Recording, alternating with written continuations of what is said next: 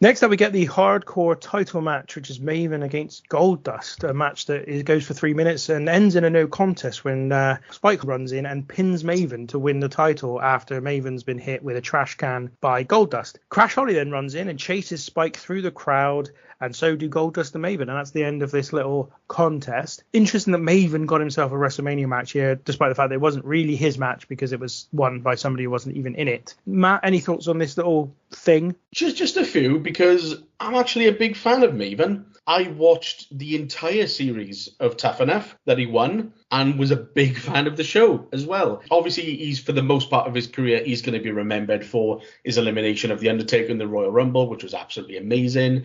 Not sure how much people can remember it, but you know what? He had a fairly decent sort of mini feud with The Undertaker as well, which, you know, for a guy of his experience level, was really good. Okay, you still, early into his career, and I'm not sure how much he really could go in the match, but they had enough shortcuts there that I think they might have been able to do something a little bit more.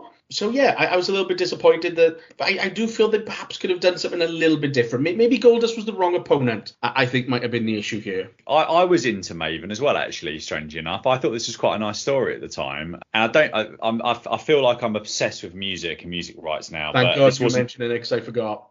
It wasn't his music, was it? No, it was crap. Yeah, it was crap. So was it the Tough Enough theme and the dub? Something like that, I think. It was his theme, but very generically done. Like, for whatever reason, they just didn't do his original one, which was bloody great.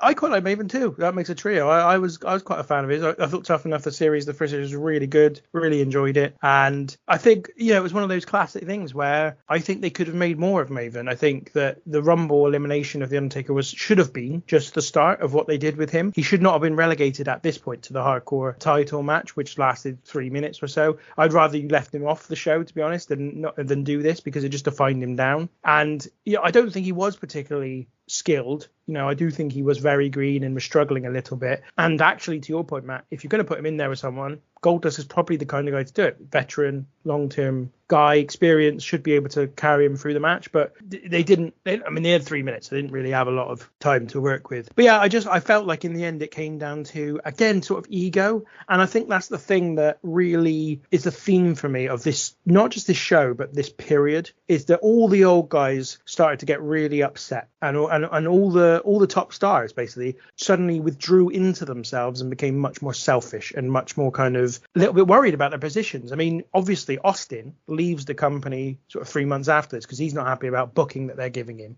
And understandably so, but ultimately he's not happy about it. You've got Triple H, we've already spoken about. I've already spoke about previous weeks, The Undertaker and his ego during his time and his lack of cooperation with younger talent. And I think that extends to the Maven thing, because they obviously had Maven eliminate him, but then after the match, after the elimination, Undertaker takes him off through the crowd up in the arena and absolutely smashes him. So absolutely make sure that nobody thinks Maven's on the Undertaker's level. Like it's basically that confirmation. And you've got Hogan, who's a classic politician, coming in and kind of mucking around with everything. The Rock's going away, so he's out of the place, and it just feels like everything right at this point is ego. And it kind of started the previous year with the Invasion, like the Undertaker and some of the others objecting effectively to these WCW stars in real life coming into their world and kind of getting pushes. See the burial of DDP, for example, for that. And it carries on here, and I feel like that's what this was about. Was like, Maven is a guy that's not paid his dues. We don't want him in here in this company. It's not, it's not the right way to go about doing things, despite the fact that it's your own television show. And if you make a big deal of him, people are really going to want to watch the next season of Tough Enough, because it will mean somebody's going to be a star out of that show. It just was so counterproductive. It really sums up my whole bad feeling about the company at this point in time, which I really at the time had and still do when I look back at it.